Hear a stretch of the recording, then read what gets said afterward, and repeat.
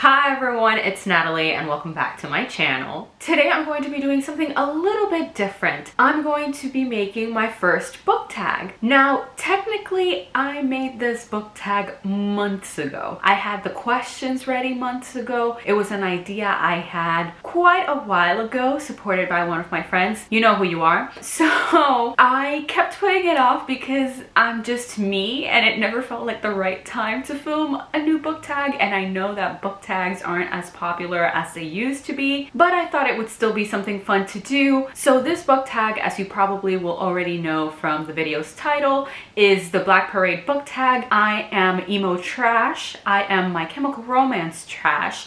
And so I created this tag because I was like, why not put together two of my favorite things, My Chemical Romance and books. And I don't think anyone else has made a book tag specifically on the Black Parade, so I was like, let me just do it, especially because it's such an iconic album. Also, I won't be mentioning a summary for the books in this tag because I kind of want to make this as rapid fire as possible. It's still probably not going to be super fast, but I'm going to try. Let's just get started. Let me just stop rambling. The first question is the end. The prompt for this one is your favorite last book in a series. So this question is going to be like a couple of the ones here where I play myself because I don't have great answers for them, but I'm going to go with the second volume of My Brother's Husband by Gengoro Tagame. Technically, this is the first volume what I'm holding here because I don't own the second volume. So technically, I love both the first volume and the second volume equally. I think both of them are fantastic. I love them a hell of a lot. So I feel like I'm kind of cheating because it's not like I think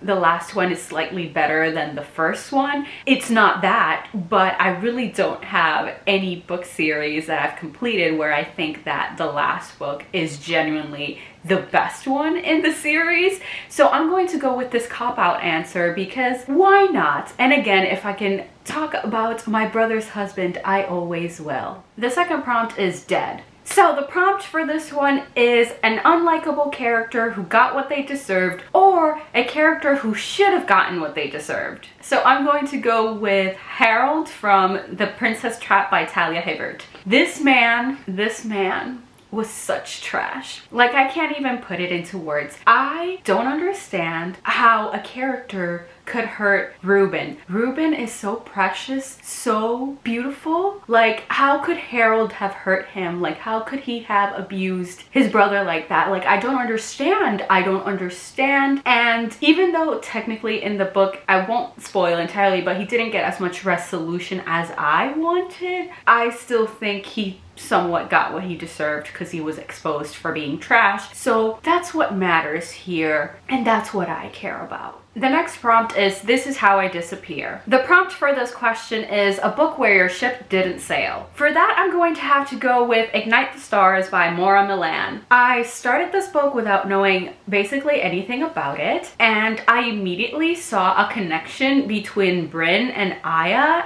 and the fact that they're not canon is offensive to me. It is disrespectful to me because literally the two of them had like classic romantic tropes. They had iconic scenes that in any other world would have been extremely sapphic, but somehow here they were completely just friendship things, and I'm like, they're not just friendship things. It was so sad. It was so sad. Like, I like one of the canonical relationships here. I think it's fine, but Bryn and Aya had a connection, and the fact that it did not become sapphic is such a waste. But the world wasn't ready. I guess the world was not ready for this to be a sapphic sci-fi adventure novel. The next prompt is The Sharpest Lives. The prompt for this one is a character who is a party animal or a character who uses humor or drinking or any other bad coping mechanism. For that, I'm going to have to go with Prince Hal from Lady Hotspur by Tessa Gratton. Prince Hal is such a fuckboy in this book. She is a mess. She drinks all the time. She's basically the embodiment of this prompt. She doesn't want to deal with her emotions, doesn't want to deal with anything. She wants to pretend like everything is fine, and everything is not fine. She's on the edge of a crisis all the time. So she just uses anything she can to pretend like she's cool, like everything's great and fantastic. And I loved her. I loved her a lot in this book. She was what made this book so worth reading, because I loved kind of reading about those disaster characters. So yeah. The next prompt is Welcome to the Black Parade. So the prompt for this one is a book that made you want to join the fandom. I'm going to go with The Raven Boys by Maggie Stiefvater. Okay, I know I'm not holding The Raven Boys in my hand, but I have the box set, and taking it out of the box set to put it in this video is annoying, so I'm not going to do that. Anyway, so The Raven Boys definitely has to be one of those books. I loved it, loved it, loved it the first time I read it in 2014. It made me obsessed. I'm not the type to get super deep into the fandom. I tend to avoid all fandoms, because usually if you get in too deep, all you see is the drama and the arguments over anything and everything, and that is exhausting. So I tend to be a very surface level fandom girl. So that's kind of what's happened with this series. So I just love looking at fan art. I love seeing text posts. I love seeing people's ideas of what these characters do outside of the series. So The Raven Boys definitely was the one that made me want to join the fandom, and I got to the point where I even commissioned fan art of it a couple of times. So that was my level. The next prompt is I Don't Love You. So the prompt for this one is a book with a toxic relationship, or a book where the characters break up at some point. I chose this prompt deliberately because I read a lot of romance, and a romance trope is often having the characters break up at the end of the book. So I'm going with that side of this prompt, and I'm going to be talking about Fat Chance Charlie Vega by Cristal Maldonado. The two characters here break up at the end, and it made me hurt a lot because I liked them so much. And since this is a contemporary novel with a romance subplot, I don't feel like it's actually a spoiler to say that they broke up. And of course the characters get back together because it's a romance subplot. Of course they're gonna get back together. The next prompt is House of Wolves. The prompt for this one is a character who isn't afraid to speak their minds. Another day, same clothes, same video, but I come to you from a different day because my camera battery died yet again. So I had to stop filming halfway through this. Love that so much for me. So much. But let's get right back to it. The character I'm going with is Truck from Dealing in Dreams by Lilian Rivera. Truck is the perfect example of this kind of character that isn't afraid to speak their minds. She is just iconic. She is a member of a gang. Her gang leader, Nala, she respects her a lot, but if Nala tells her to do something that she doesn't support, she's like, I don't think so. I don't think that's the right thing to do, and I'm not willing to do it, so deal with that. So truly perfect example. The next prompt is Cancer. So the prompt for this one is a book about illness, or a character coming to terms with a terminal illness. So I'm going to go with a character that is a bit spoilery to know about this. So if you haven't read The Long Way to a Small Angry Planet by Becky Chambers yet, then you might just want to skip this answer altogether. So in this book, we have Ohan, who is a cyanide pair. Since The Long Way to a Small Angry Planet is a sci-fi novel, there's different alien species, and Ohan's particular species lets like this disease or virus, I think it's like a virus, fully take over them, and that makes them into a cyanide pair, which is kind of like they're a dual person, and so they go by they, but there are individuals who can decide to reject the virus and just live as a single person. It's an alien species, so it's complicated to talk about it, but essentially cyanide pairs have a very short lifespan because the virus does that to them. And so we have Ohan, who is towards the end of their life, And so they themselves and everyone around them is having to navigate that. Also, shout out to the Interstellar Book Club for even inspiring me to give this answer, because if I hadn't reread The Long Way to a Small Angry Planet, I wouldn't have been able to talk about any book except The Fault in Our Stars by John Green. I mean, I've read a couple of other books that have to do with illness, or I don't think so much about a character who is coming to terms with a terminal illness, but I don't want to be repeating authors in this video, so that's kind of why I was like searching for another one. So yeah, there's that. The next prompt is Mama. The prompt for this song is a character who is bad / evil, or a character who isn't afraid to let down their mama. So I'm gonna go with an answer that is a bit rusty in my memory. It's kind of fuzzy, kind of blurry, but I think it fits into this prompt, and that is the Darkling from the Grisha trilogy by Leigh Bardugo. So this character had such an interesting relationship with his mother, and he is the villain of the series, so obviously he is bad.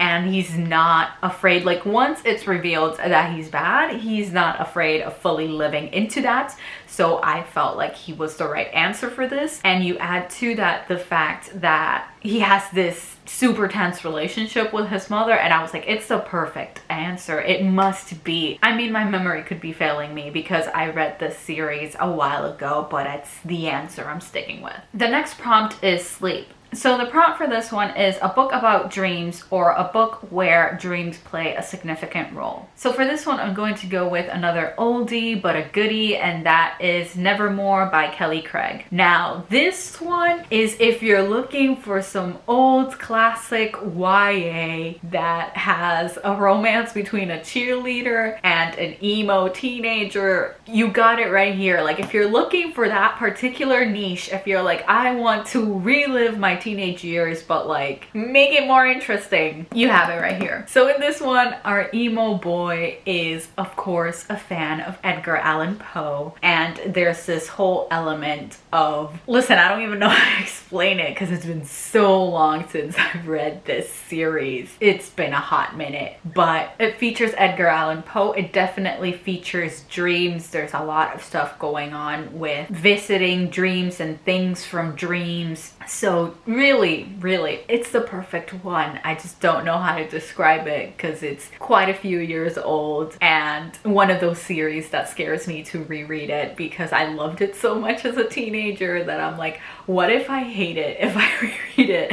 But then I don't get rid of it because I just have fond memories, such fond memories. The next prompt is Teenagers. So the prompt for this song is a book written by a teenager or an adult novel where a teenager plays a significant role. I'm gonna go with Sing Unburied Sing by Jessamine Ward. One of the main characters in this novel is Jojo. He is a teenager, he's coming of age, he's starting to learn what it means to be a man, and so in this kind of travel narrative, he plays a rather important role in not only taking care of his sister, but learning about himself, who he wants to be, and the relationship he wants to have with his mother in particular. The next prompt is Disenchanted. The prompt for this song is a character who is a musician. So this is one of those prompts where I played myself because I don't actually read that many books where there are characters who are musicians of some kind. I have none to mention that I have conscious awareness of. So I'm going to go with The Kingdom of Back by Marie Lu. I know this is focused on, I think, Mozart, especially on Mozart's sister, and she is trying to make a life for herself as a musician. So that's the answer I'm gonna go with. The next prompt is Famous Last Words. So the prompt for this song is a book that saved your life / that you read at just the right time, or a character who inspires you / motivates you. For this prompt, I'm going to go with A Monster Calls by Patrick Ness. I'm pretty confident I've talked about this book before, but I'll say it again. I read this book at the perfect time. In this book, we're following a character whose mother is sick with cancer, and he's trying to come to terms with the fact that it's not very likely that she'll survive. So I read this right after my mother passed away. She didn't exactly pass away from cancer, but she did have cancer. It's unclear if it was actually the cancer cancer that killed her. But that's not the point here. The point here is that I read it after she passed, and the experience our main character is having, especially the emotional experience he's having, is a lot of what I was processing and dealing with at the time. So it just came to me in the perfect time, but its timing was so good that I don't even know if I'm capable of rereading this. I've thought of rereading it and I'm scared that it'll just open up everything all over again, or that it won't be as good as I remember it being because I'm no longer in that same space. So it's still a book that's very, very meaningful to me because of when I read it, but it's also the kind of book that I don't know if I will ever be able to read again. A bonus prompt is blood. For this one, I'm going simple, sweet, and to the point. A book about vampires. I'm going to go with Lore and Lust by Carla Nicole because I'm trash for this book. It gives me the vampire romance I want. It's perfect. It's so much fun. It has a slow burn romance. It has great vampire lore that is both fun and leads to the kind of steamy scenes I want in a vampire romance. So honestly, 10 out of 10. So finally, of course, tag one of your friends. I'm going to tag my usual, hoping that maybe eventually she'll come back to Booktube and she'll do this, and that is Anna from Books and BS. And I'm also going to tag Steph from Coffee Over Apples. I don't know if this is her vibe. I mean, I think it could be. So I'm going to tag you, Steph. Hopefully this is something you think is fun. But anyway, yeah, that's it for today's video. Thank you all so much for watching. If you enjoyed this video, please don't forget to like, comment, and subscribe. If you would like to follow me on any of my social media, I will have the links to that down below in the description. But for now, see you next time.